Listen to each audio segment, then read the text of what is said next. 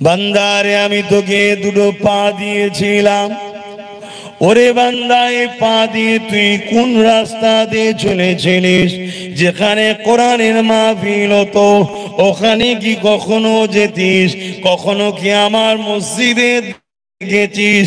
ওরে বান্দার এই পা দিয়ে আমার মাহবুব বান্দাদের কাছে কি গেছিস? আলেম ওলামাদের কাছে কি গেছিস?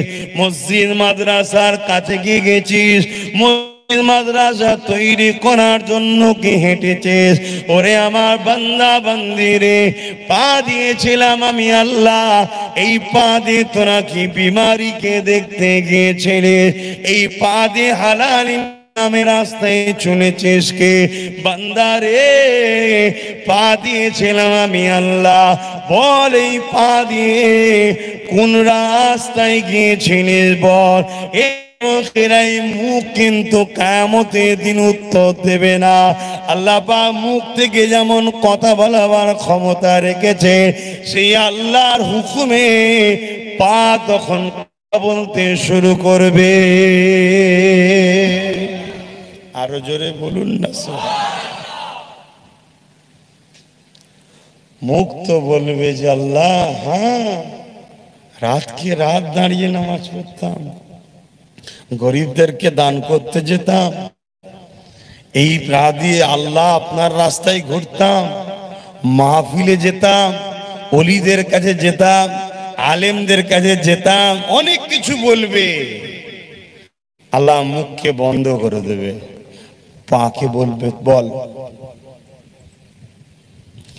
হ্যাঁ, যাদের কদমটা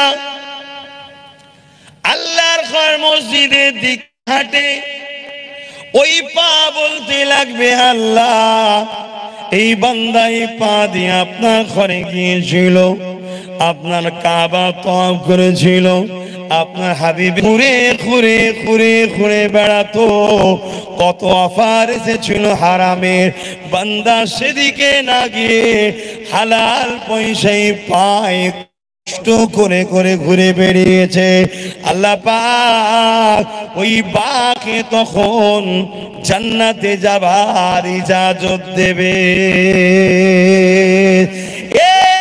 যুবক, যদি তুমি এর উল্টো করে বলো, এই পা দিয়ে কানে যাও, এই পা দিয়ে যাত্রায় যাও, এই পা দিয়ে হারাম কাজে যাও, এই পা দিয়ে তিমকে লুটে যাও, এই পা দিয়ে গরিবকে জুলুম করতে যাও, এই পা দিয়ে অসহায়দের বিরুদ্ধে মিথ্যা কেসের জন্য সাক্ষী দেবার জন্য হেঁটে যাও, যেগুলো বর্তমান ব্যাপকভাবে ঘটতে লেগেছে, এই পা দিয়ে কোনো কাজে মারলে, এই পা দিয়ে তুমি হারাম ইনকাম করতে গেলে, মনে রেখে দেবে এই পা আল্লাহ দিয়েছে। আল্লাহর দিনের দুশ্মন বেঈমানদের মিটিং মিছিলে ঘুরে বেড়াতে লাগলে মনে রাখবে কিয়ামতের দিনে এই পা কিন্তু এই দিন সত্য কথা বলে দেবে। ওগো আমার দয়ালু আল্লাহ, এ বদমাইশ এই পা দিয়ে তোমার নাফরমানি রাস্তা দিয়ে ঘুরে বেড়াতো, যারা সমাজের বুকে তোমার মসজিদের দুশ্মন ছিল, তোমার মাদ্রাসার দুশ্মন ছিল, তাদের মিটিং মিছিলে যেত, কিন্তু ওলি আল্লাহদের মাহফিলে যেত না।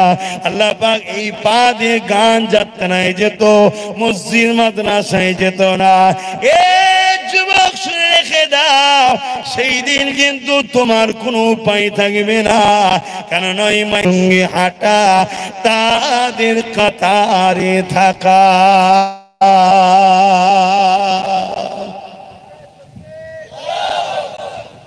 আল্লাহ, মাইকের আওয়াজে বুঝতে পাচ্ছেন তো আপনারা? হ্যাঁ, আমার কাজ আপনাকে জোর করে হাঁটানো নয়, আমার কাজ আপনাকে সত্যটা দিয়ে দেওয়া। আপনি নেবেন কি নেবেন না আপনার ব্যাপার। তবে হ্যাঁ, আজকের বাজারে আবার সত্য কথা বলাটাও বিপদ। আজকের বাজারে সত্য কথাটা বলাও বিপদ। হ্যাঁ, আলহামদুলিল্লাহ, দাদা হুজুর স্ট্যাম্প রয়েছে বলে হয়তো ডাইরেক্ট আমাকে রুখতে পারে না, কিন্তু বেশি সত্য কথা বললে দেখা যাবে আবার অনেক উলামা হযরতদের উপরও জুলুম হয়, বা যারা এইসব ওয়াইজের মাহফিল গুলো করে বুঝি, কিন্তু মুনাফিক বোঝেন? মুনাফিক হুবাহুব দেখতে মুসলমান লাগে, কিন্তু তাদের ভেতরটা হলো ইসলামের দুশমনদের। বাইরেটা মুসলমানদের, ভেতরটা ইসলামের দুশমনদের। কথা বুঝে আসছে? রাসূলুল্লাহর বিরুদ্ধে কিছু বললে ওর বুক ফাটে না, ও দুনিয়া শয়তান নেতার বিরুদ্ধে বললে ওর বুক ফেটে যায়। এমন মুসলমান পাড়ায় পাড়ায় আছে না নাই? জোরে বলুন। এ হলো মুনাফিক। একে মুনাফিক। তার মানে কি? ওর ভেতরটা এই শয়তানের জন্য, আর বাহ্যিকটা আমাদেরকে ধোঁকা দিবার জন্য আমাদের মতো। কথা বুঝে আসছে? মাকাল ফল টাইপের। মাকাল ফল বোঝেন না আপনাদের? হয় যাক, তা আমার কথা হচ্ছে, আমার ডিউটি, আমি মুহাম্মদ সাল্লাল্লাহু আলাইহি ওয়াসাল্লামের দ্বীনের একজন খাদেম, ইসলামের একজন খাদেম। আপনাদের এলাকায় তাতুলিয়া, আবু জাফরিয়া, সিদ্দিকিয়া, খারিজিয়া, আল জামিয়া মাদ্রাসা থেকেই পড়াশোনা করেছি আমি। অনেক ক্লাস পড়াশোনা করেছি, বাকি আরো অনেক জায়গায় আল্লাহ পড়িয়েছে। তো এই জায়গা থেকে আমি পড়ে গেছি। এই আশপাশে ছোটবেলায় বাইসাইকেলে অনেক ঘোরাঘুরি করেছি। অনেক হয়তো এখন অনেককে আমায় চিনতে, আমি হয়তো অনেককে আর চিনতে পারবো না। আজকের কথা নয়, বহুত বছর আগেকার কথা।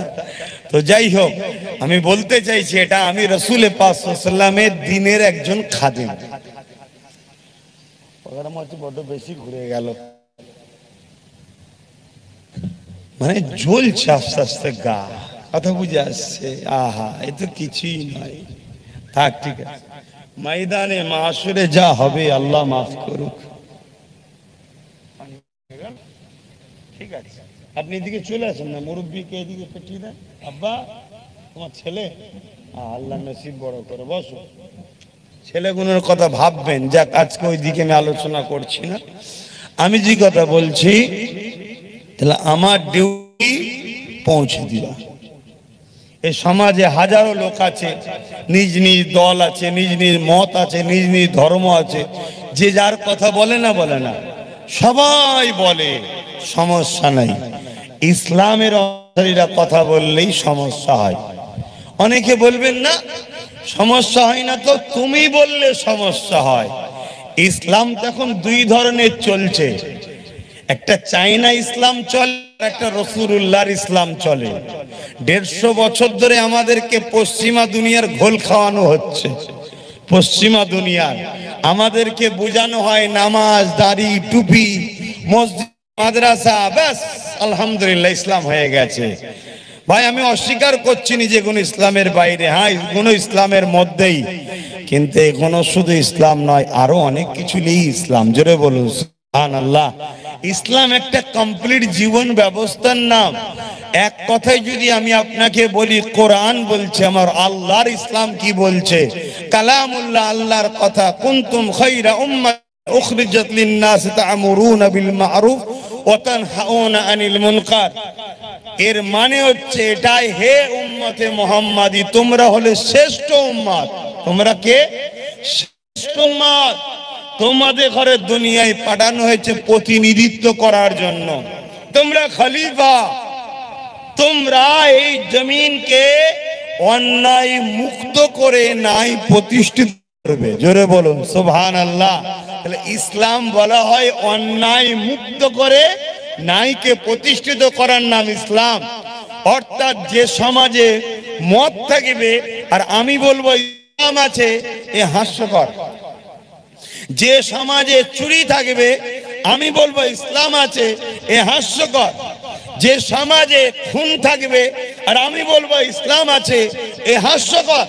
যে সমাজে গরিবের উপরে জুলুম থাকবে, আমি বলবো আমরা ইসলামের অনুসারী, আমরা তো রয়েছি, এ ভাই হাস্যকর।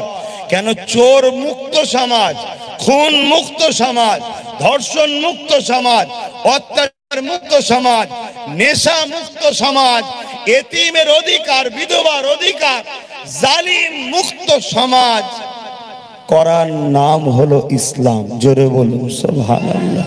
এগুলো মুক্ত করে দিয়ে তুমি ফ্রেশ হয়ে উজু করে নিজের কল্যাণের জন্য নামাজ পড়ো, নিজের কল্যাণের জন্য রোজা রাখো, কেন এটা তোমার শরীরের উপকার হবে। তোমার শরীরের উপকার হবে। কথা কিছু বুঝতে পারছেন? কিন্তু আমরা ওই অস্ত হয় না, ধরতে গেলে হয়। অন্যায় মুক্ত সমাজ দরকার, নেশা মুক্ত সমাজ দরকার, মদ মুক্ত সমাজ দরকার, রেপ মুক্ত সমাজ দরকার, সন্ত্রাস মুক্ত সমাজ দরকার, গরিবের জুলুম মুক্ত সমাজ দরকার।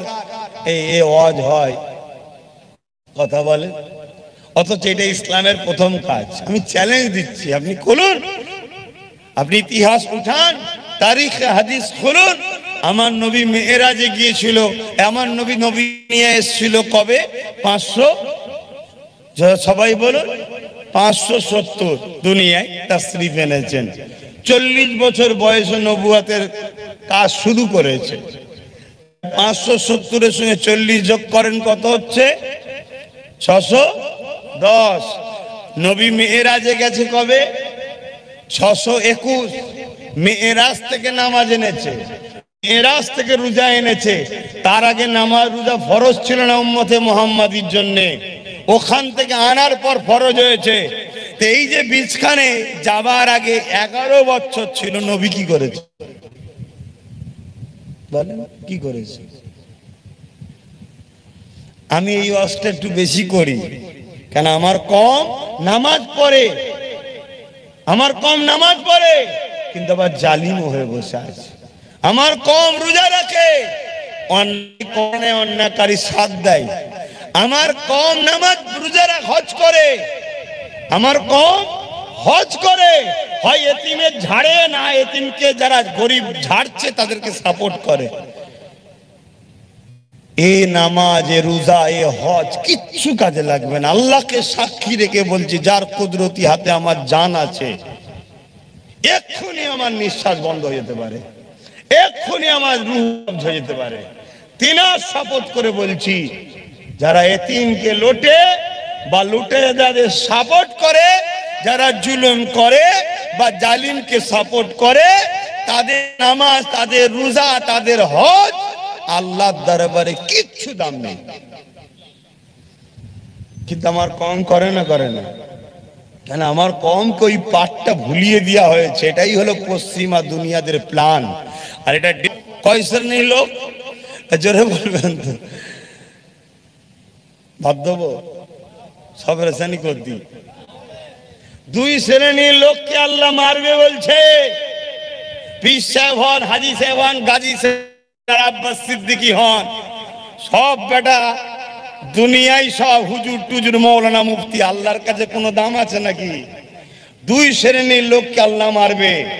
1 শ্রেণীর লোক অন্যায় করে তাকে, আর একটা হলো অন্যায় দেখে যে চুপ থাকে তাকেও মারবে।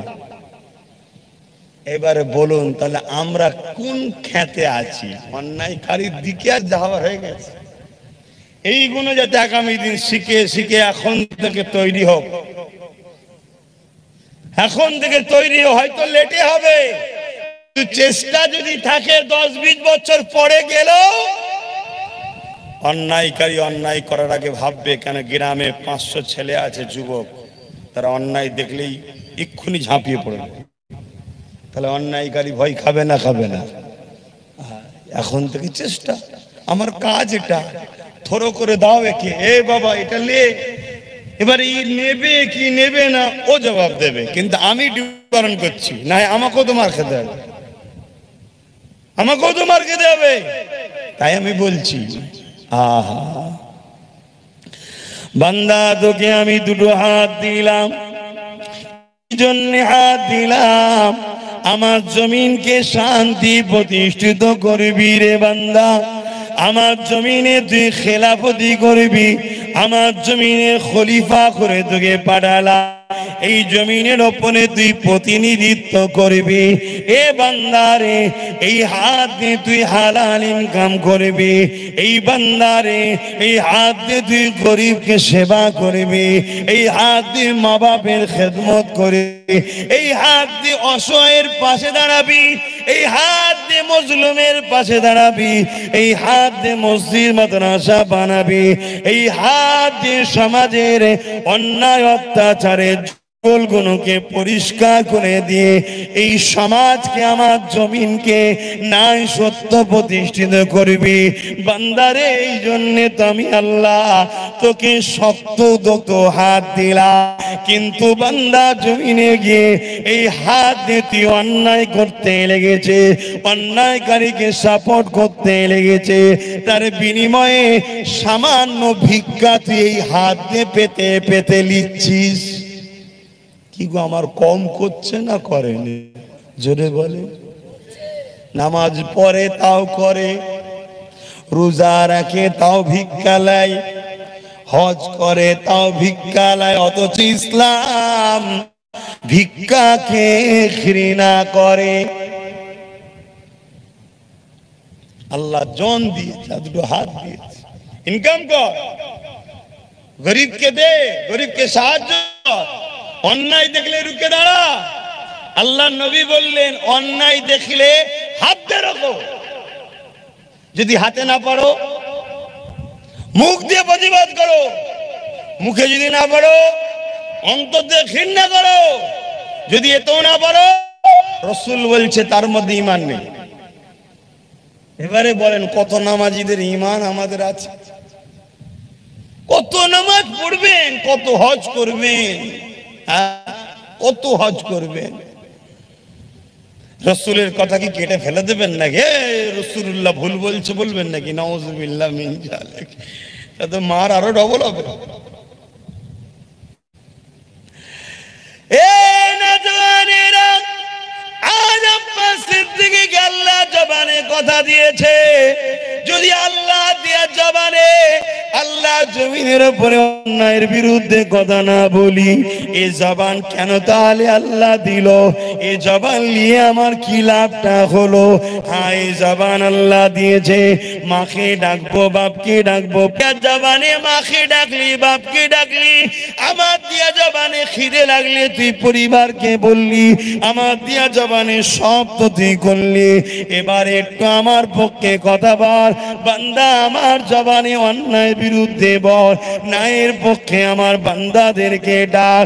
বান্দা তুই বলে যা, কে আসবে না আসবে আমি আল্লাহ তার সঙ্গে বুঝে নেব, কিন্তু তোকে আমি জবান দিলাম, তোকে আমি এলেম দিলাম, দাদা পীরের ঘরে পাঠালাম, নবীর বংশ কোরাইশ বংশের সন্তান বানালা। তুই যেখানে যাস মানুষকে আমি জড়ো করে বসিয়ে দিই, কেন তুই হক কথা বললি না? আজ আয় তোর বিচার হবে, আমার তখন কি হবে বলেন? আপনাকে খুশি করতে গিয়ে আমি ফাঁসবো না ফাঁসবো নি? হয় আজ বন্ধ করে দিয়ে, আর নাই বললে হক কথা বলতে হবে, তাই তো নাকি গো? নামাজ পড়লে গুনাহ না না পড়লে গুনাহ? জোরে বলে। রোজা রাখলে গুনাহ না না রাখলে গুনাহ? রোজা কটা? কমা শুরু যা। নামাজ ক ওয়াক্ত? জোরে বলে। হজ মালদারদের জন্য ফরজ না গরিবদের? যাকাত মালদারদের জন্য ফরজ না গরিবদের? তা এগুলো জানে না এমন কেউ আছে? সব তো জানে, তাই এই লিয়ে হজ করে কি হবে? হ্যাঁ না, হুজুর ছেলেরা নামাজ পড়ছে না, ছেলেরা নামাজ পড়ে না, বাপ মার দোষ। আমার কথা খারাপ নেবেন না ভাই, আমি মুখ কাটা ছেলে, আমি কথা আটকে আটকে বলি না, যা বলে দিই। ছেলে নামাজ পড়ে না, বাপ মার দোষ। জীবন কেন বাপ মার দোষ? 8 বছর বয়স থেকে ইসলামের হুকুম, ছেলেকে নামাজের ট্রেনিং বাপ মাকে দিতে হবে। আমাদের কাজ কি? আমাদের কাজ নামাজ পড়ছে কবুল হয়নি, ওইগুলো ধরিয়ে দেওয়া যায়, এই কাজগুলো করলে নামাজ কবুল হবে না, এটা আমাদের কাজ। এই যে বাচ্চা দুটো বসে আছে, এই যে বাচ্চাগুলো বসে আছে, এদের বয়স কত? নামাজ ফরজ হয়েছে কি? হয়নি। কিন্তু এর আব্বা বা এর দাদু, এর নানা এখন থেকে যদি এদের হাত ধরে মসজিদে নিয়ে যায়, 1 বছর নিয়ে যাবে, 2 বছর নিয়ে যাবে, 3 বছর নিয়ে যাবে, 4 বছর নিয়ে যাবে। কত বয়স হবে? 6-7 বছর বয়স হবে। 4 বছর নিয়ে গেল, আর নিয়ে যাবার প্রয়োজন আছে? টাইম যখনই হবে ওর মনের মধ্যে টান আসবে। মাত্র 2-4 দিন একজনের সঙ্গে মিশলে যদি প্রেম ভালোবাসা হয়ে যায়, 4 বছর খোদার ঘরে গেছে, প্রেম হবে না? আমরা তো নিয়ে যাই না। আমরা তো লিজাইনি। যদি আমার বাপগুলো, এই যে যুবক ছেলেগুলো আজকে যারা নামাজ পড়ছে না, এই বয়স থেকে যদি দেখার হাত ধরে ওদের বাপেরা লিজে তো, তাহলে প্রেম তৈরি হতো খোদার ঘরের সাথে, ও ঠিক টাইমে টাইমে টাইমে টাইমে চলে যেত। এজন্যে উচিত বাচ্চাদের ঘরে মসজিদে নিয়ে যাওয়া। এবারে বলবেন হয়তো অনেকে যে মসজিদে গিয়ে ওরা হুড়ুহুড়ি করে, চিৎকার চেঁচামেচি করে, খেলা করে, ওরা করবে না তো আপনি আমি করব? হ্যাঁ, বয়স্ক বয়স্ক লোক মসজিদে বসে গল্প করছে, তার বেলায় সমস্যা নাই। বয়স্ক লোক মসজিদে জায়গা ঝেড়ে খাচ্ছে, তার বেলায় ফতোয়া নাই। আর বাচ্চা ছেলে মসজিদে ঢুকে একটু হুড়ুহুড়ি হয়েছে, এত পেরেশান। হ্যাঁ, এরা যদি মসজিদে ঢুকে হুড়ুহুড়ি করে, আল্লাহ কি গুনাহ দেবে বলেছে? তাহলে আমার আপনাদেরও টেনশন কেন?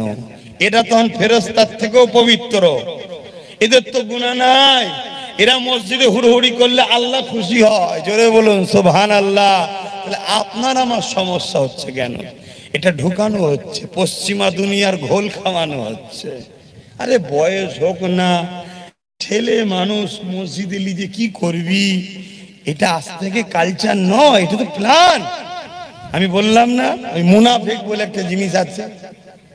মুনাফিক আমাদেরকে আস্তে আস্তে আস্তে অরিজিনাল ইসলাম থেকে সরিয়ে সরিয়ে ডুপ্লিকেট ইসলাম ধরিয়ে দিয়েছে। লে খা, যত খুশি চেটে যা, কোনো অসুবিধা নেই। আর মজা পাচ্ছি, সে টেস্ট নেই। কেন? ডুপ্লিকেট তো।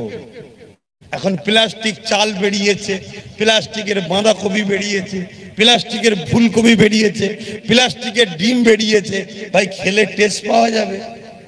তো এরকম যারা ইসলামকেও প্লাস্টিক করে দিয়েছে, সেই ইসলাম আর অরিজিনাল ইসলাম দুটো কি? আপনাকে অরিজিনাল ইসলাম ধরতে হবে। অরিজিনাল ইসলাম ধরবেন কি করে? ব্রাহ্ম মানুষ। ওই জন্য সব থেকে উত্তম হলো মুজাদ্দিদ জামান দাদা হুজুর রহমাতুল্লাহ আলাইহি, তিনার 5 ওলাদ খলিফাদেরকে ফলো করেন। কথা বুঝে আসছে? ফলো করেন, দেখবেন রাস্তা পাবেন। আর এরপরও যদি আপনি মনে হয় যে আমি একেবারে পড়াশোনা কিছুই জানি না, আপনি 41 দিন আল্লাহর কাছে সেজদা করে বলুন যে আল্লাহ আপনি আমাকে সঠিক রাস্তা দেখান, আপনি আমাকে দেখান। 1 দিন 2 দিন 3 দিন আপনি বলে যান, ইনশাআল্লাহ এর মধ্যেই আল্লাহ আপনাকে খবের মধ্যে আপনাকে সত্য রাস্তা দেখিয়ে দেবে। জোরে বলুন সুবহানাল্লাহ। এই তুই অমুকের কাছে চলে যা, ওর কাছে চালানো হবে। অর্থাৎ শরীরের মধ্যে যে রূহকে মায়ের পেটে দেওয়া হয়েছিল, জমিনের উপরে টাইম যখন আসবে এই শরীর থেকে রূহটা বেরিয়ে যাবে। যখনই বেরিয়ে যাবে এই আর কাজ করবে না, এটাকে রাখা যাবে না। কেননা রাখার পরে এটা ফেটে যাবে, রস বেরোবে, দুর্গন্ধ হবে।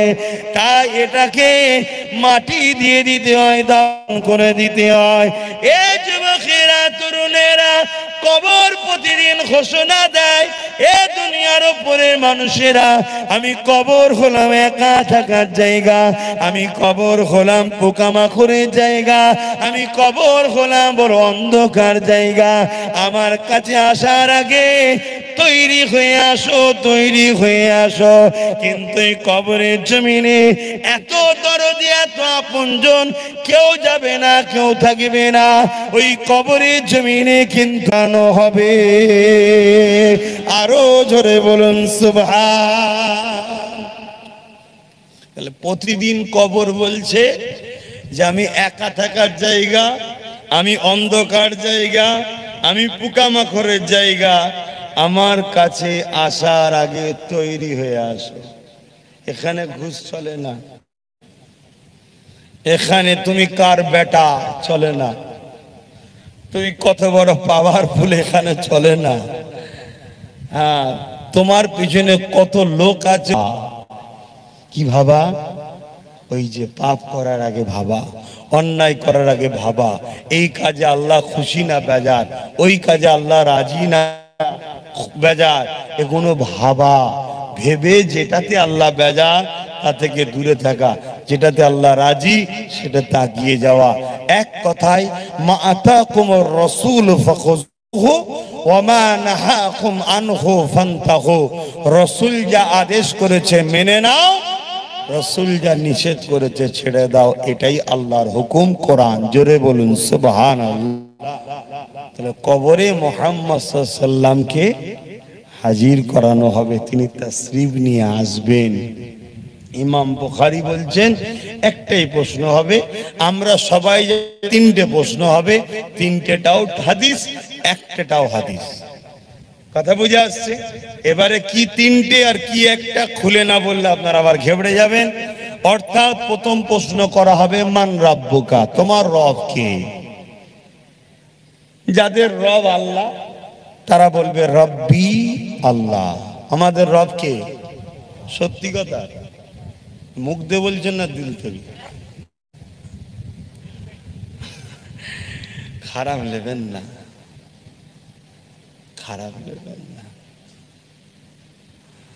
যারা আল্লাহ ছাড়া অন্য কাউকে ভয় করে তাদের রব আল্লাহ। বুকে হাত দিয়ে বলুন তো, আমরা আল্লাহ ছাড়া অন্যকে ভয় করি না? করি না। কোথায় আমাদেরকে ঠেলে দেওয়া হচ্ছে দেখছেন, আমাদের হুঁশই নাই। এটা একটা প্ল্যান।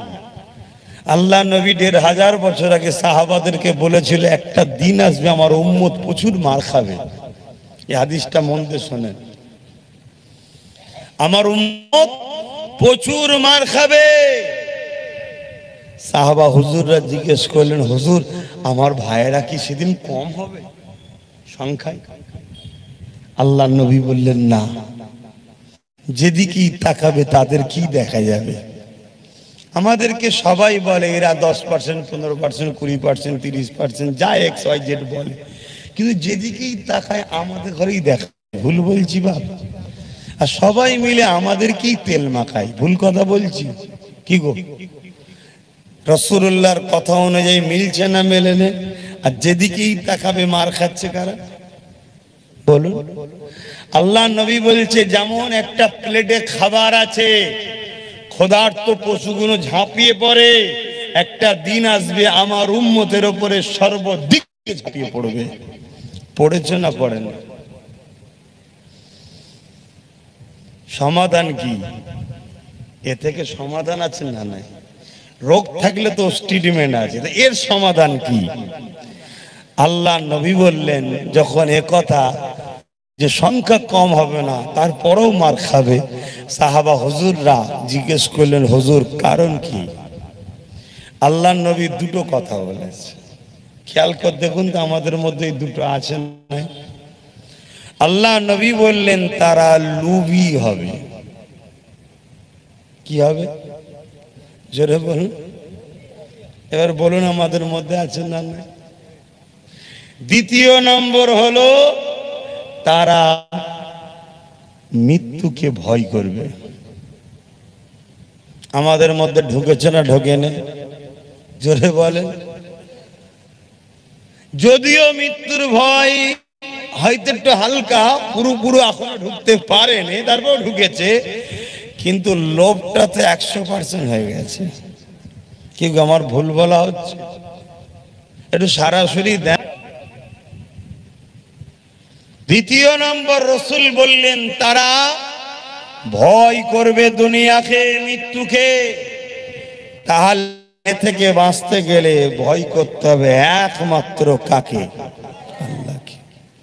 এই হাদিসটা কতটা এর আগে আপনারা জানতেন আমি জানি না, আশা করছি সবাই তো জানতেন, কিন্তু আমাদের থেকে বেশি ভালো তারাই হাদিসটাকে রিসার্চ করে বার করেছে যারা আমাদেরকে মিটাতে চাইছে।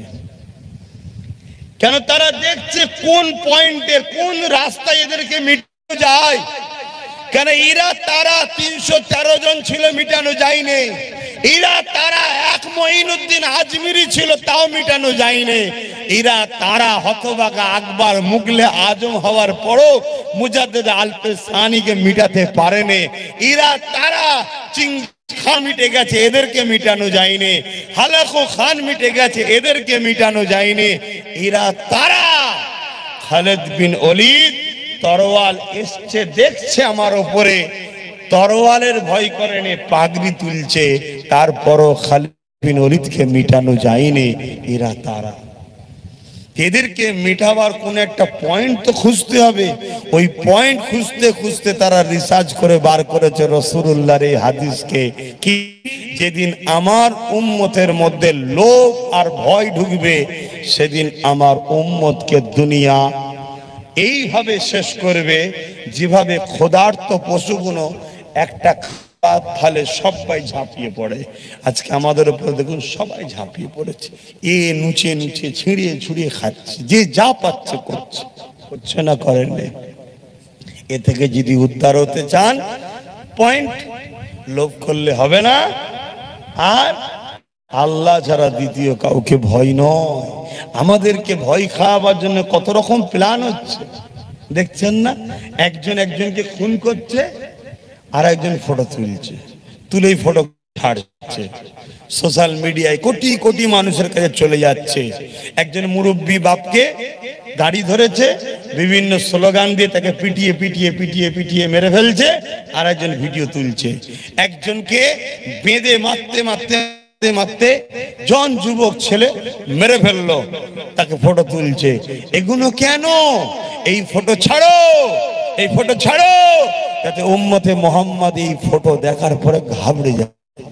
ঘাবড়ে যাওয়া মানে রাসূলুল্লাহর হাদিস মাথায় ঢুকছে। আর এক দল প্ল্যান করছে কি, আমাদেরকে লুবি বানাতে হবে। লুবি বানানো হচ্ছে কি গো, বলবেন তো? বানানো হচ্ছে না, হয়নি? হ্যাঁ, বাড়ি বাড়ি বন্ধন লোন ঢুকিয়ে দাও, বাড়ি বাড়ি ঢুকিয়ে দেওয়া হয়েছে না হয়নি? হ্যাঁ, আবার বাড়ি বাড়ি, আমি তো বললেই খারাপ হয়ে যাব, বাড়ি বাড়ি তো দূরের কথা, মসজিদের ইমাম সাহেব 3000 দিয়ে লোভে ফেলে দিয়েছেন না, তাই না? প্ল্যান, ইমাম পর্যন্ত যদি লোভে পড়ে যায় তাহলে সে সমাজ আর কি করে মাথা তুলে বাঁচবে? বা আন বলতে গেলে দুশ্মন হয়ে যাব, কিন্তু হাকিকতটা তো বুঝতে হবে। আমাকে ভেতর থেকে কুড়ে কুড়ে কুড়ে করে দুর্বল করা হচ্ছে। আমি 1000 টাকা পেয়ে গেলাম, আমার ছেলে শিক্ষাটা পেলাম না। আমি 500 টাকা পেয়ে গেলাম, আমার কারবার ব্যবসাটা পেলাম না। আমি এই এতগুলো লোক বসে আছে, আপনাদের জানা মতে বলুন তো দেখি, আপনার পরিবার দূর দূর পর্যন্ত কেউ একজন জজ আছে কি? এটা পাইনি। লোভে পড়ে গেছি, ভিক্ষা দিয়েছে খেয়েছি, হই হই করছি, ছেলেকে জজ বানাতে হবে, হুঁশ নাই, হুঁশই নাই। তুমি মাদ্রাসা বানালে তো 4 তলা 5 তলা করে, কালকে যদি একটা আইন তৈরি হয় এটা ব্যান্ড, কি করবে বলো? আমার কথার উত্তর দাও, কি করবে? এসে সিল করে দিয়ে স্ট্যাম্প মেরে দিয়ে তালা ঝুলিতে চলে যাবে। তাহলে কলম দরকার ছিল না? ছিল না? আছে না? আমরা লোভে আছি তো, লোভে। 1 প্লেট মরা মুরগির বিরিয়ানির জন্য আমরা 12টা 1টা 2টো 3টে পর্যন্ত যে বসে থাকতে পারি, কিন্তু এখানে বসলে আমার ভাইয়ের অসুবিধে হচ্ছে। না বাবা, আমি খারাপ ছেলে, বাদ দে বাপ আমার, না দরকার নেই, টাইমও হয়ে এসছে। কি বলছিস? বলবো? কথা কেউ ভাবে না। তোদের কথা যদি ভাবতো তাহলে বাপ, আমরা ভাবতাম আমাদের বাচ্চা কি করে উকিল হবে, জজ হবে, ডিএম হবে, বিডিও হবে, আইপিএস অফিসার হবে। আমার দাদা 5000 দাও, সব মেরে দখল করে দেবো, এটা ভেবেছে। একবার ভাবে না যে আমার ছেলে কি করে লিডার হবে, আমার ছেলে কি করে নেতা হবে, আমার ছেলে কি করে জজ হবে, আমার ছেলে কি করে উকিল হবে। এ মাথা মোটার মাথাই নেই। ও দাদা দে দখল করে দেবো, দাদা দে দখল করে দেবো। লাস্টে যখন কাজ সব মিটে গেছে, দাদাই কি করেছে বুঝতে পারছেন না? ঠেকিয়ে দিয়েছে, তুলে নিয়ে চলে গেছে, সাম্রাজ্য সব শেষ। এখন নাকি শুধু যেখানেই হাত দিচ্ছে বোম বন্দুক বেরোচ্ছে, দেখছেন না? আর ও ভ্যানে বসে বসে ভ্যাও ভ্যাও করে কাঁদছে। কি হলো? ও যদি ওটা না ভেবে যদি ওর বাচ্চা কোনো কেউ জজ বানাতো, উকিল বানাতো, ডাক্তার বানাতো, আইপিএস অফিসার বানাতো, সমাজকে যদি শিক্ষিত করতো, ও মরে যাবার পরও সবাই ওকে স্যালুট করতো, শ্রদ্ধা করতো। ও যেখানেই যেত কোটি কোটি লোক ওকে দেখে দাঁড়াতো, আরে দেখ লিডার এসছে, দেখ সমাজের গরিব ছেলেকে পড়িয়ে পড়িয়ে ডাক্তার বানিয়েছে, সমাজের গরিব ছেলেকে পড়িয়ে পড়িয়ে জজ বানিয়েছে। জজ ওকে দেখে দাঁড়িয়ে যেত, কেন? আমার অভিভাবক করেছে। বলবেন তো? আমি চেষ্টা করছি, আপনারা দোয়া করবেন। নলেজ সিটি বানাচ্ছি, নিশ্চয়ই আপনারা জানেন আমার লক্ষ্য এটা, আমার লক্ষ্য এটা। এবারে হ্যাঁ, গাছ আজ লাগিয়েছি, কাল কি ফল দেবে? বড় হতে দেন, হচ্ছে বড়, আল্লাহ করে আস্তে আস্তে বড় হচ্ছে। তারপরেও একটা গাছ লাগালে কত রকম বাধা জানেন তো নাকি? কি গো, বাধা হয় না? হয় না? হ্যাঁ, কখন ছাগলে মুখ দেয়, কখন গরুতে মুখ দেয়, কি দেয় না? সে সব কিছুকে ট্যাকেল করে করে আস্তে আস্তে বড় করতে হচ্ছে। তো যাক, অন্যদিকে আর যাচ্ছি না। আমি এতটুকু বললাম, বাচ্চাগুলো কি অপরাধ করেছে? আপনার ঘরে জন্ম লিয়াটাই অপরাধ? এদের ঘরে প্যালেস্তাইনের বাচ্চাদের মতো কাফন পড়াতে চাইছেন আপনারা? হ্যাঁ, প্যালেস্তাইনবাসী কি করেছিল? দুধ কলা খেয়ে সাপ পুষেছিল। 80 বছর পর সেই সাপ আজকে ছোবল দিয়ে মারছে। দুধ কলা মানুষকে খাওয়ান, সাপকে নয়। আমরা সে কাজ করছি, কারো পিছনে 28 বছর দুধ কলা খেয়েছি, কাকে 34 বছর দুধ কলা খাওয়াচ্ছি, কাকে 15 বছর ধরে দুধ কলা খাওয়াচ্ছি, আর সারা উঠেই ছোবল মারে। কথা বুঝছেন না? উঠেই ছোবল, যে ওঠে সেই ছোবল মারে। আমার শিক্ষা নেই, আমার ব্যবসা নেই, আমার ছেলের ভবিষ্যৎ নেই। কথা কিছু বুঝছেন না? অতএব বাপ, এই ছেলেগুলোর কি অপরাধ? অতএব এই ছেলেগুলোকে পড়ান। এবার আপনি বলবেন, সবই বললাম, একটা আইপিএস অফিসার বানাতে গেলে 2.5 কোটি টাকা খরচ, শুরু থেকে শেষ পর্যন্ত। একটা জজ বানাতে গেলে 2-2.5 কোটি টাকা খরচ, শুরু থেকে শেষ পর্যন্ত। একটা ডিএম বানাতে গেলে ওই রকম খরচ আমি পাবো কোথায়? হায় হায় হায় হায়। তোমার সাগর, কখন একে দায়িত্ব, ইনাকে দায়িত্ব দিচ্ছ, কখন ইনাকে দায়িত্ব দিচ্ছ, কখন ওনাকে দায়িত্ব দিচ্ছ। তোমার সাগর থেকে 1 বালতি তোমাদের পেছনে খরচ করে, বাকি পুরো সাগর চুরি করে খাচ্ছে, তোমাদের হুঁশ নাই? 1 বালতি খরচ করে, এলে 1000 লেরে, 200 লেরে, এরে 500, ইমাম সাহেব 3000 লে, খেয়ে দিয়ে খুব খুশি। অথচ খরচ হলো হয়তো 2000 কোটি, আর 20,000 কোটি পকেটে। তোমার সম্পদ। ইনাকে দায়িত্ব, উনাকে দায়িত্ব, তিনাকে দায়িত্ব, এরকম করছো কেন? সবাই এক হও, এক হয়ে নিজেরা দায়িত্ব নাও নিজেদের বাচ্চাদের ভবিষ্যতের জন্য। ভুল বুঝাচ্ছি নাকি? ভাবুন ভাবুন ভাবুন। কিন্তু যখনই তুমি বলবে দায়িত্ব লবো, আমার জমি আমি ফিরিয়ে লবো, অমনি তোমাকে এসে কি বলবে? ভয় দেখাবে। কি? তুই যদি জমি চাষ করতে যাস, তাহলে ও জমিতে পানি পেয়ে যাবে। এটাই তো প্ল্যান। ভয় দেখাও, ভয় দেখাও। তুমি বলতে পারলে না যে আমরা সালাউদ্দিন আইবির বেটা, আমরা 10-12 হাজার নিয়ে 4 লক্ষ সেলিবির বিরুদ্ধে লড়াই করে মসজিদ আকসাকে উদ্ধার আমরা করেছি। জোরে বলুন সুবহানাল্লাহ। তুই কাকে ভয় দেখাচ্ছিস? হ্যাঁ, কাকে ভয় দেখাচ্ছিস? এই পৃথিবী আমাদেরকে মারতে মারতে মারতে মারতে হেঁপিয়ে গেছে। আমরা হাসতে হাসতে মরছি, কিন্তু হাঁপাইনি কোনোদিন। জোরে বলুন সুবহানাল্লাহ। ইতিহাস গাওয়া দিচ্ছে, চিঙ্গিস খান আমাদের পূর্বপুরুষদের এই মাথার কল্লাগুলোকে কেটেছে শরীর থেকে, ইটের জায়গায় আমাদের মাথা সেজিয়েছে। মাথা সেজিয়ে সেজিয়ে বড় বড় রাজপ্রাসাদ তৈরি করেছে। চিঙ্গিস খান নাম শুনেছেন? করেছে। আমাদেরকে মিটাবার প্ল্যান করেছিল, কিন্তু আমাদের মধ্যে ভয়ও ছিল না, লোভও ছিল না। এই এত কল্লাতে প্রাসাদ করার পরও একটা 22 বছর যুবকের কাছে চিঙ্গিস খান ভয়ে থরথর করে কাঁপতে কাঁপতে দুনিয়া থেকে চলে গেল। চিঙ্গিস খানের নাম নিশানা মিটে গেছে, আমাদের মিটেছে। আমরা 200 কোটি এখনো আছি। জোরে বলুন সুবহানাল্লাহ। আর চিঙ্গিস খানের ছেলে পুলে, বউ বাচ্চা, পরিবারের কি খবর ভাই কেউ জানে? কিন্তু তুমি যদি ঘাবড়ে যাও আর তুমি যদি লোভী হয়ে যাও, রাসূলুল্লাহর হাদিস তুমি মিটে যাবে। তোমার হাদিসের উপরে বিশ্বাস আর না চোখে যেটা দেখছো তার উপরে বিশ্বাস। তুমি আগে ঠিক করো, ঈমান ঠিক করো। তোমাকে অমনি কি বলবে যে ভাই অনেক হয়েছে, আমার জমি আমায় ফিরিয়ে দে, ভাই আমার জমি আমরা চাষ করব, তাতে 3 বিঘে থাকুক, 30 বিঘে থাকুক আর 40 বিঘে থাকুক, আমার কামাই দে বা চাষ করব। বাকি অন্য কেউ যদি আমায় দেয় তারটাও আমি লোক চাষ করতে, কিন্তু আমারটা আমি আর কাউকে দেবো না। অমনি কি বই দেখাবে, ও জমিতে পানি চলে যাবে। তখন তো তোমারও বলা দরকার ছিল, আমরা তো জমির ধারেও এসিনি, তারপরও ওরা পানি পায় কি করে?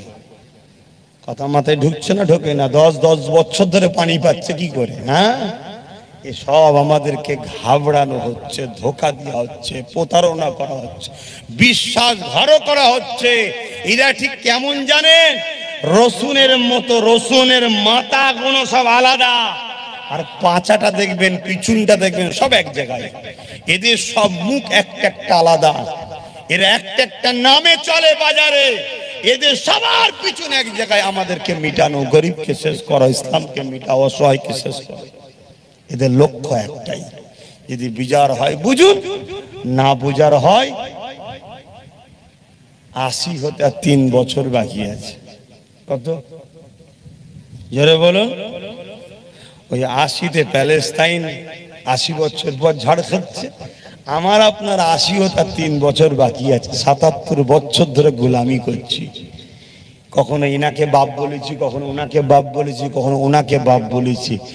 নিজে একবার ভাবিনি যে আমার ছেলের কি হবে। আল্লাহ আমাদেরকে পরিবর্তন করে বলুন আমিন।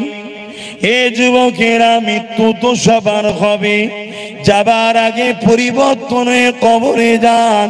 না হয় আল্লাহ এই সম্পদ আপনাদেরকে দিয়েছে, আপনার ছেলে হতে পারে, কিন্তু আপনার থেকেও এদের উপরে বেশি ভালোবাসা অধিকার হলো মালিক আল্লাহ।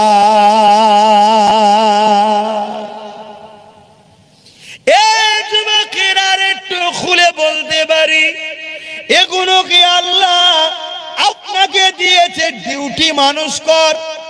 আমার বান্দা তোকে দিলাম, মানুষ কর। এর ভবিষ্যতের জন্য তোকে গার্জেন করলাম, একে মানুষ কর, এর ভালো মন্দ ভাব, একে দেখ, এর জন্য সবকিছু কর। তুমি যদি মনে করো আমি বাপ জান্নাতের দরজা হয়ে গেছি, সিঁড়ি হয়ে গেছি, যা খুশি করব, না না না, তোমার থেকেও এদের উপরে বেশি ভালোবাসা অধিকার হলো আল্লাহর। কেন? আল্লাহ বানিয়েছে এগুলোকে, এগুলো আল্লাহ তৈরি।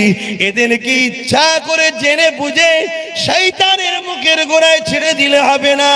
এদেরকে ইচ্ছা করে জেনে বুঝে জালিম স্বৈরাচারী অত্যাচারী শাসকের কোলে তুলে দিলে হবে না। এদেরকে জেনে বুঝে এদের ভবিষ্যৎটা অন্ধকার করে দিয়ে চলে গেলে হবে না। তোমার ডিউটি হলো এদের ভবিষ্যতের কথা তোমাকে ভাবতে হবে। এদের ভবিষ্যৎ ভালোর জন্য তোমাকে গার্জেন বানানো হয়েছে, তোমাকে চেষ্টা করতে হবে। এবারে ফয়সালাটা হলো আল্লাহর, তুমি চেষ্টা করেছো ফয়সালা কিন্তু তোমার নয়, ফয়সালা হলো আল্লাহর। যেমন আমি চেষ্টা করে যাচ্ছি, কি রেজাল্ট হবে, কি ফয়সালা হবে, সেটা হলো আল্লাহ ভালো জানে। যেখানেই যাচ্ছি সেখানেই মানুষকে বুঝাচ্ছি, আসো আসো এক হয়ে যাও। গরিবের কথা ভাবো, এতিমের কথা ভাবো, বিধবার কথা ভাবো, নিজের বাচ্চার ভবিষ্যতের কথা ভাবো। কি রেজাল্ট হবে আল্লাহ জানে, কিন্তু চেষ্টা করাটা হলো আমার কাজ। কেননা কিয়ামতের দিনে আল্লাহ পাক আমাকে ধরবে এবং কবরের জমিনটা বড় ভয়ানক হবে। আল্লাহ নবী জানিয়ে দিলে, এ দুনিয়ার মানুষেরা কবর কারো জন্য জান্নাতের একটা টুকরা হবে, আবার কারো জন্য জাহান্নামের একটা গর্ত হবে। যে জাহান্নামের গর্ততে 99টা করে সাপ থাকবে, 2টো করে মুখ থাকবে। আমার বাপের কথা শোনাচ্ছি না, আমার দাদুর কথা শোনাচ্ছি না, যিনি বলছেন তিনি হলেন দোনোজাহানের সুলতান আমিনা আল্লাহ মুহাম্মদ রাসূলুল্লাহ। তিনার মুখের কথাকে বিশ্বাস করা হলো ঈমান, যে বিশ্বাস করে না সে হলো বেঈমান, কাফের। শুনছেন তো নাকি?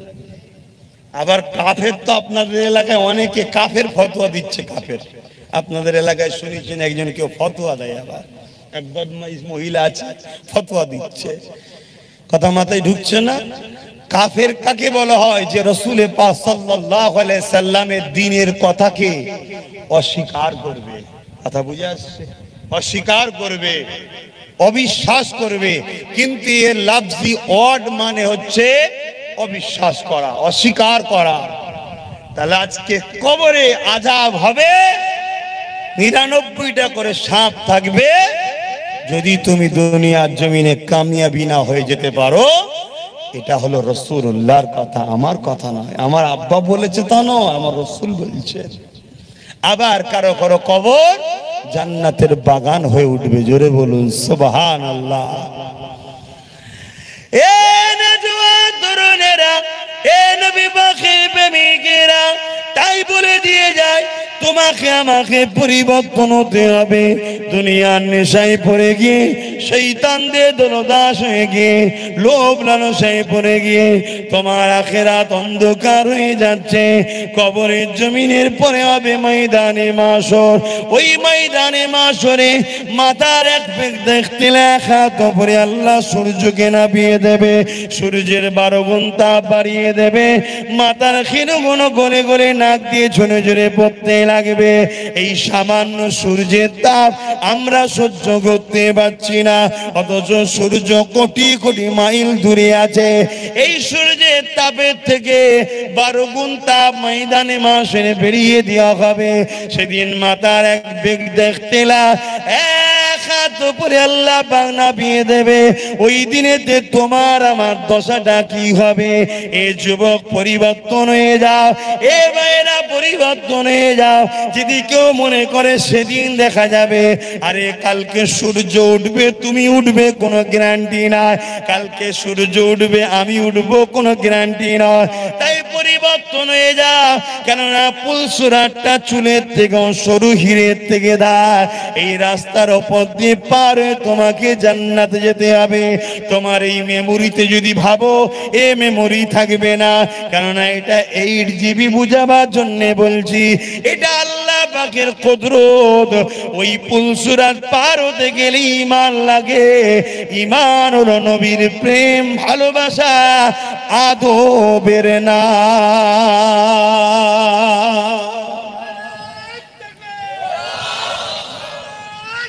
আল্লাহ, ওই পুলসুরা গায়ে যুদ্ধে পার হওয়া যাবে না, অন্য কোন রকম ভাবে পার হওয়া যায় না। চোখের পালক ফেলতে দেরি হবে, তার আগে পার হয়ে যাবে যাদের ঈমান মজবুত আছে। জোরে বলুন সুবহানাল্লাহ। ঈমান কি? নবীর প্রেম, ভালোবাসা, আদব।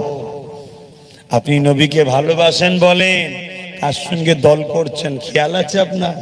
আপনি নবীকে ভালোবাসেন বলেন, কোন সোহবতে উঠা বসা করেন আপনার খেয়াল আছে? আপনার ওই উঠা বসাতে নবী খুশি না বেজার দেখবেন না? এই হাওয়াই গরম হয়ে গেছে না, এই এত কাছে হ্যালোজিন দিয়ে হুজুরকে, যেমন ডিম তোলার জন্য আলো দেয়, হুজুরকে আলো দিয়ে ডিম তুলছে। হুজুরের সাইজ করে দিচ্ছে, একটু দূর থেকে দিতে হয়। ওই গাছে দিয়ে দিলে হ্যাঁ আলো হবে, অথচ তাপটা লাগবে না। তো যাক, আমার কোথায় গেল ভাই? মিনাজ কোথায় গেল? কি করছো? এই তো অবশ্য পুরো ঘেমে যাচ্ছি তো। হ্যাঁ আল্লাহ, এই ঘামে যদি এই হয়, ময়দানে মাশরে মানুষ নিজের ঘামেতে হাবুডুবু খাবে। শুনছেন আমার আব্বা জানেরা? আমার কথাই কষ্ট পেচ্ছেন যুবকরা, বোঝেন আমার ভাইরা, বোঝেন। হ্যাঁ, আপনি কি খাচ্ছেন আপনাকে হিসাব করতে হবে না? আপনি কোন রাস্তায় চলছেন আপনাকে হিসাব করতে হবে না? হ্যাঁ, আজ আমাদের খেয়ালই নাই। আজ একদল লোক উঠে পড়ে লেগেছে আমার মসজিদকে ভেঙে দিবার জন্য, মসজিদগুলোকে মিটিয়ে দিবার জন্য একদল লোক উঠে পড়ে লেগেছে না লাগে? হ্যাঁ, একদল লোক আজানের বিরোধী করছে না করে না, আবার একদল লোক আজানের নামে নাটকও করছে। আমার বাংলাতেই হয়েছে, আপনারা দেখেছেন? আমার বাংলাতে হয়েছে, আজানের নামে নাটক হচ্ছে। কথা বুঝে আসছে? আবার একদল লোক আপনাদের এই আশপাশেই কোনো জায়গায় আল্লাহর নামকে এরা মেম্বার করে তাদের যে স্টেজের পায়ের গুড়ায় রেখেছে। দেখেন না আপনারা, দেখেছেন কি? একটু দেখেন দুনিয়ায় কি ঘটছেন, হাঁ করে থাকলে হবে না। আবার একদল লোক আমার রাসূলুল্লাহ সানে গুস্তাগিমূলক কথাবার্তা বলে। এক চরিত্রহীন নারী বলেছিল না, বলেন? হ্যাঁ, আবার ওই নারীর জন বিরোধী আন্দোলন করলে আরেক বদমাইশের বুকে ব্যাটা হচ্ছে, সে বলছে এখানে না পালা। এই সব শয়তান এক ক্যাটাগরি। এ কথা বুঝছেন না, বোঝেন না? আপনাদের কষ্ট হচ্ছে না তো? ভাই শয়তান বলছি বলে আমার গায়ে লাগছে না কেন? কার দরদি সেজে বসে আছেন কে জানে। আমি তো মনে করি আপনাদের কাছে সবার আগে মোহাম্মদ রসুল, তাই ওয়াজ করছি। বাপ খারাপ লাগছে না? এরপরেও যদি কারো মনে হয় এটা বলা কি দরকার, একটু হালকা করে তো বললো হতো, তাহলে তুই বড় শয়তান, তোর ভেতরে ইমানই নেই। কথা বুঝে আসছে? হালকা কথা বলা সম্ভব নয়। তুমি আমার বাপকে গাল দাও, কিচ্ছু না বলে হেসে চলে যাব, তাও মেনে নেবো, চল ফিতনা করে লাভ নেই। আমার মাকে গাল দাও, তাও মেনে নেবো। আল্লাহ, রসুল, দিন, ইসলাম, কোরআনের ব্যাপারে কোনো হালকা টালকা নয়। যত রকম পাওয়ার আছে সব দেবো। যদি দাদা হুজুরের ঘরে না আসতাম আরো কাঁচা কাঁচা দিয়ে যেতাম। শুধু একটা বংশ মর্যাদা আছে বলে একটু হালকা করে দিচ্ছি, কেন একটা বংশের ব্যাপার থাকে তো। লোক ভাববে বংশের ছেলে, কিন্তু বংশ দেখছেন। হ্যাঁ, হযরত ওমর ফারুক হুজুর মদিনায় দাঁড়িয়ে আছে, রাসূলুল্লাহ মদিনার নববীতে বসে আছে। শোনেন, হায় হায় নামাজি, রোজাদার, দাঁড়িওয়ালা, টুপিওয়ালা মুসলমান। হ্যাঁ, ঈমান না থাকলে কি হবে? একটা মুসলমান জান্নাতে যাবে না। খুব ভালো করে শোনেন, একটা মুসলমান জান্নাতে যাবে না মুমিন যতক্ষণ না হবে। জোরে বলুন সুবহানাল্লাহ। বুঝাবার জন্য বলছি, প্রত্যেকটা মানুষ জন্ম হয় মুসলমান হয়ে, ওই মুসলমানকে মুমিন হতে হয়। যেমন বাইরের দেশে যেতে গেলে, এক জায়গা থেকে অন্য দেশে যেতে গেলে কি লাগে ভাই? জোরে বলুন। পাসপোর্ট শুধু নয়, পাসপোর্টের উপরে ভিসা লাগে। তা আমি তুমি দুনিয়ায় যখন এসেছি, আমাকে তোমাকে আল্লাহ বান্দা, তুমি আমি কি? আল্লাহর বান্দা। বান্দা মানে হচ্ছে পাসপোর্ট। পাসপোর্ট পেয়ে গেছি আমরা। এই যে আল্লাহর বান্দা, এটা হলো পাসপোর্ট। বুঝাবার জন্য বলছি, দুনিয়া হলো ভিসা অফিস। কলকাতায় যান না ভিসা লাগাতে, দুনিয়া হলো ভিসা অফিস। আজান হচ্ছে, আজানটা হয়ে যাক। কথাই হবে গো আমার।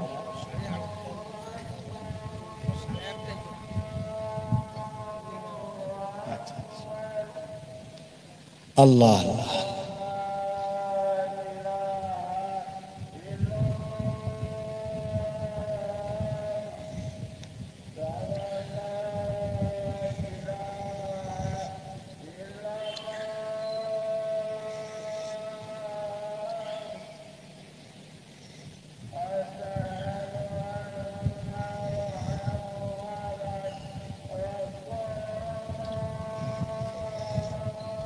সাল্লাল্লাহু আলাইহি ওয়াসাল্লাম।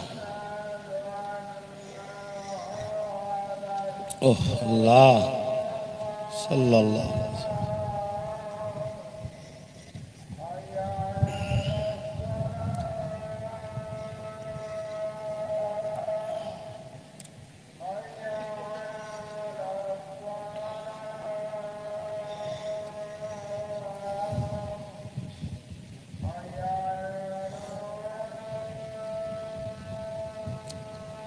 আল্লাহ আল্লাহু আকবার।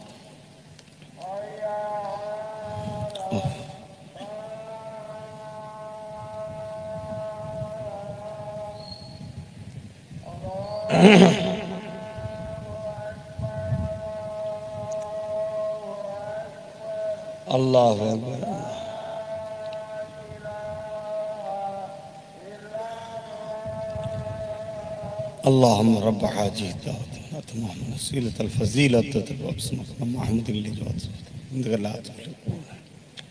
বাপ আমার আজান দিয়েছে, সময় বড় কম।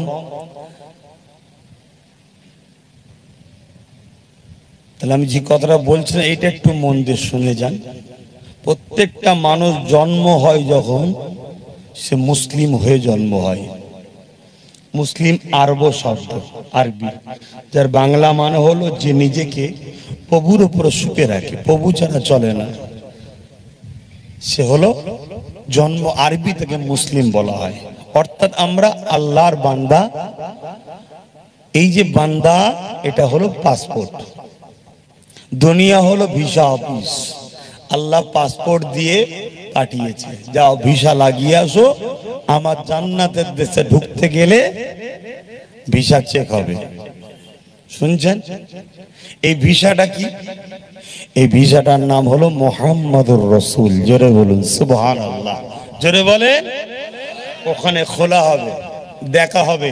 পাসপোর্ট তো আছে, ওই যে বলছিলাম না, মান রাব্বুকা, রাব্বি আল্লাহ, এর পাসপোর্ট আছে, সাইড কর। তারপরে জিজ্ঞেস করাবে মা দিনুকা, তোমার দিন কি? দিন ইসলাম। তা আল্লাহ মাননে ওয়ালাদের মধ্যে আবার যারা বললো দিন ইসলাম, তাদেরকে আবার বেছে লিয়া হলো। আর ইসলামের অনুসারীদের ঘরে জিজ্ঞেস করা হচ্ছে, ইনি মোহাম্মদ রসুল সাল্লাল্লাহু আলাইহি সাল্লাম, ইনাকে তুই দুনিয়ায় কিভাবে মানতিস বল? সব মুসলমান রাসূলুল্লাহর নেতৃত্ব মানে? এজরে বলে। অনেক লাখো মুসলমান আছে জালিম, অত্যাচারী, চোর, বদমাইশ, গুন্ডাদের নেতৃত্ব মানছে, আছে না? না। আখেরি জামানায় নবী বললেন সমাজের নেতা, মন্ত্রী, এমএলএ সব হবে চোর, ডাকাত, খুনি, বাটপার, চরিত্রহীন গুলো সব হবে। আজকে সমাজে সেরকম তৈরি হচ্ছে না, হয়নি? কথা বলেন। আরে বলবেন হ্যাঁ কি না? না হ্যাঁ বললো আপনাদের ভয় লাগছে। এরকম জীবন থাকার থেকে মরে যাওয়া ভালো, যেখানে হক কথা বলা যায় না, রাসূলের পাকের কথা অক্ষরে অক্ষরে মিলছে। আর তাদেরকে আমার কওমের ছেলেরা দলদাস হয়ে সাপোর্ট করে বেড়ায় আছে না? না। এই সমাজে প্রচুর দেখা গেছে, প্রচুর দেখা গেছে। কেউ মেহনত করে 10-20 বছর ধরে জমি জায়গা বিক্রি করে পড়াশোনা করেছে, উপযুক্ত সে চাকরি পাবার, কেউ খবরের কাছে টাকা নিয়ে অন্যজনকে দিয়ে দিয়েছে। এই সমাজে ঘটেছে না? ঘটে না? এই সব জালিমদের ঘরে সাপোর্ট করে তুমি রাসূলুল্লাহর উম্মত বলে কবরে পার পেয়ে যাবে? ইসলাম অত সহজ নয়। ধান্দাবাজি অন্য জায়গায় হয়, ইসলামে চলবে না। আরে আব্বাস সিদ্দিকী পীরের বেটা তো কি হয়েছে? আব্বাস সিদ্দিকী কো কবরে বলা হবে বলো ইনি মুহাম্মদ সাল্লাল্লাহু আলাইহি সাল্লাম, ইনার সম্বন্ধে দুনিয়ায় তোমার কি ফায়সালা ছিল? যে বলতে পারবে উসওয়াতুন হাসানা, সবথেকে উত্তম মডেল ইনি, ইনাকে আমি মডেল হিসাবে মেনেছি। আমার ধর্মনীতি ইনাকে ফলো করে, অর্থনীতি এনাকে ফলো করে, সমাজনীতি এনাকে ফলো করে, সংসার নীতি এনাকে ফলো করে, রাজনীতি এনাকে ফলো করে, রাষ্ট্রনীতি এনাকে ফলো করে। আমি দ্বিতীয় কাউকে ফলো করতাম না। আমি যা করেছি মুহাম্মদ রাসূলকে ফলো করে। আল্লাহ বলবে সাদ্দাত্তা, ফারিস্তা জান্নাত থেকে সুরঙ্গ করে দেবে, আরামের ঘুম ঘুমোতে দে। জোরে বলুন সুবহানাল্লাহ। আর ওই জায়গায় যদি ধরা পড়ে যাও, আল্লাহ নামাজের বেলায় নিয়েছিলাম, রোজার বেলায় নিয়েছিলাম, হজের বেলায় নিয়েছিলাম, আর ওই সংসার করার বেলায় একটু ঢোল তাবলা না বাজালে হয়? এখন সমাজে হচ্ছে, ওই জন্য বিয়ে করার সময় ঢোল বেজিয়েছিলাম, ওখানে রসুলকে নিইনি। বলেন ধরা পড়বে না? পড়বে না। কারণ উদখুলু ফিস সিলমি কাফা, পরিপূর্ণভাবে ইসলামে আসো। কেন তোমার দুগলা পানের জন্য মিডিয়া আমার ইসলামকে ছোট বড় কথা বলে নিচ্ছে। আজকে মিডিয়া খোলো, মিডিয়া খোলো, একদল মিডিয়া দেখুন কিছু দুগলা পান মুসলমানদের জন্য ছোট বড় কথা বলে। আরে মুসলমান মানেই তো এরা আতঙ্কবাদী, মুসলমান মানেই তো জঙ্গি, মুসলমান মানে এরা কট্টরপন্থী, এরা কি বোঝে? বলছে না? বলেন। এই দুগলা পানের জন্য পুরোপুরি আসো। উদখুলু ফিস সিলমি কাফা। সন্ত্রাস আর ইসলাম এক নয়। তেল আর পানি যদিও মিশতে পারে, ইসলাম আর সন্ত্রাস কখনো মিশতে পারে না। সন্ত্রাস মিটাবার নাম ইসলাম। জোরে বলুন সুবহানাল্লাহ। সন্ত্রাস তো তারা যারা ইসলামের বিরোধী করে, তারাই হলো সন্ত্রাস। কিন্তু আজ কি হচ্ছে? আমার কমে 2-4টে নাম মুসলমান, নাম মুসলমান, আর এর জন্য আমাদেরও দোষ আছে। কেমন দোষ আছে? সময় আছে আর 5 মিনিট, 5 মিনিট সময় আছে। না না, নামাজ পড়তে হবে। এই একুতে গেল, ওই কি বলেন নাম কি, মিনহাজ কুতে গেল, কি বলছো? অসুবিধা হচ্ছে নাকি? ও পালিয়ে গেছে নাকি রে বাবা? শোনেন মন দিয়ে, আপনার আমার গ্রামে এমন অনেক পরিবার আছে, আপনার আমার গ্রামে এমন অনেক পরিবার আছে, বা দেশে রাজ্যে অনেক পরিবার আছে, বিশেষ করে মুসলিম সম্প্রদায় মধ্যে, অমুসলিমদের গরিবদের মধ্যে হয় এটা। অমুসলিমরাও এই জুলুমের শিকার হচ্ছে, আমি অস্বীকার করব না, কিন্তু মুসলিম সমাজকে বিশেষ করে টার্গেট করে কিভাবে শেষ করছে শুনুন। একটা ছোট্ট কথা শুনুন, আমার কাছে বহুত প্রমাণ আছে, প্রচুর প্রমাণ আছে। কিরকম? একটা ছেলে ইনকাম করে, তার খাই কজন? বাপ মা দুর্বল বা অসুস্থ, বিমারি, বুড়ো বুড়ি, তার স্ত্রী, তার একটা বাচ্চা, 5 জন কি 6 জন এক একটা পরিবারে খায়। ইনকাম করে কজন? একজন। কি ইনকাম করে? হয় লেবারি খাটে, নাই ভ্যান চালিয়ে খায়, নাই দিন মজুরি করে, বা কোনো জায়গায় মুঠেগিরি করে। তাকে তুলে নিয়ে যে গ্যাঁজার কেসে জেলে ভরে দিয়েছে। শুনছেন? পুরো পরিবারের 5-6 জন কি হবে? শেষ হলো তো? এই জায়গায় শুধু শেষ নয়, পেটের জ্বালায় অনেক পরিবারের স্ত্রী খারাপ রাস্তায় নেমে যাচ্ছে। ওর পাপ কি সমাজ ভোগ করবে না? এই যে দেখেন না, পানির সময় পানি নেই, শীতের সময় শীত নেই, এটা কি খোদার মান নয়? এই সব কারণে হচ্ছে। লাস্টে কি হলো? ওই বাচ্চাটা, যে বাচ্চাটা ছোট বাচ্চা, ও পড়াশোনার করতে পারবে ভাই? এজন্য বলে না, এই গ্রামের স্কুল আছে তো, আকসার সময় স্কুল বন্ধ হয়ে থাকে। আর স্কুল যদিও চলে, যে দেখে যান টেবিলের উপরে মাস্টার মাথা হ্যাট করে নাক দেখে ঘুমোচ্ছে, ঘাড় ঘুম হ্যাঁ ঘুম করে ঘুমোচ্ছে। জানে তো সব বেশিরভাগ এইসব গরিবের ছেলে বলে, আর মুসলমান বেশি। তবু অমুসলিম গরিব হওয়ার পরও টাকা খরচ করে একটু ভালো ভালো স্কুলে দেয়। মুসলমান পড়াশোনার দিকে অত গুরুত্ব নেই তো। কথা বুঝে আসছে? তাহলে সেই জায়গায় ওই বাচ্চাটার পড়াশোনা করতে পারলো না। পড়াশোনা যখন করতে পারলো না, ওর বাপ তো জেলের মধ্যে, পেটের জ্বালা, সব যেচ্ছে। কারো বাচ্চা আইসক্রিম খাচ্ছে, কারো বাচ্চা আম খাচ্ছে, এই গরিবের বাচ্চা দেখছে, এ কি করবে? পাশের বাড়ি চাচার কিছু চুরি করছে, এই করছে, এই করতে করতে আস্তে আস্তে বড় হচ্ছে, কিন্তু নেশাটা রয়ে গেছে। একদিন বড় হওয়ার পর একটা বড় কিছু চুরি করলো, সঙ্গে সঙ্গে প্রশাসন এলে তাকে অ্যারেস্ট করলো। প্রশাসন যখনই অ্যারেস্ট করে, মনে রাখবেন আজকের দিনে এলাকার দাদাকে না জেনে করতে পারে না। দাদার কাছে খবর চলে গেল একজন অ্যারেস্ট হচ্ছে, কি কাজে? চুরি করে। খোঁজ নিচ্ছে কে? ওর বাপ জেলে, কেউ নেই, ছেলেটা বেশ মস্তান টাইপের আছে। অমনি ফোন করে বলছে আচ্ছা ওকে ছেড়ে দাও। ছেড়ে দিল। ওকে সাহেব দাদা পাশে নিল, নিয়ে এবার ওকে দিয়ে বোম মারাচ্ছে, খুন করাচ্ছে, দখল করাচ্ছে।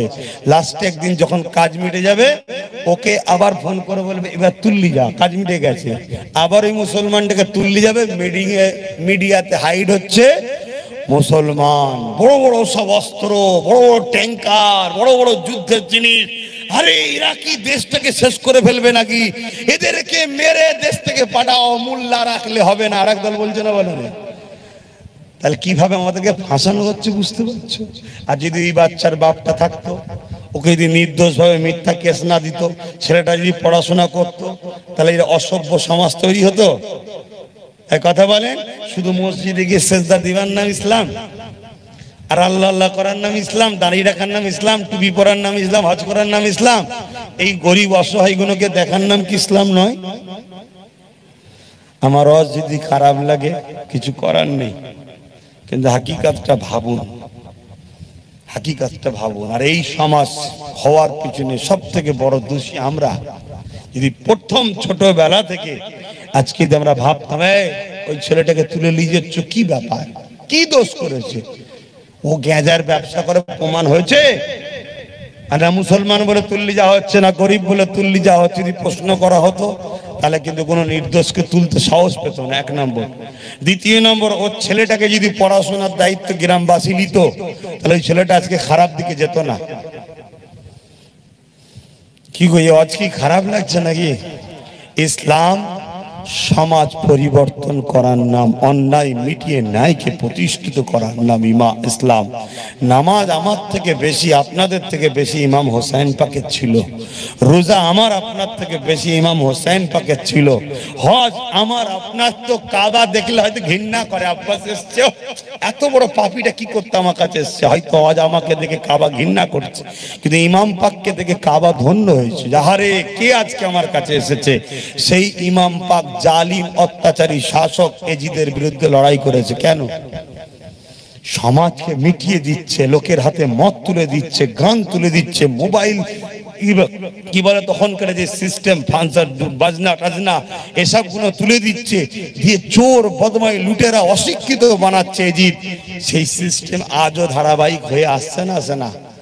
কথা বলুন।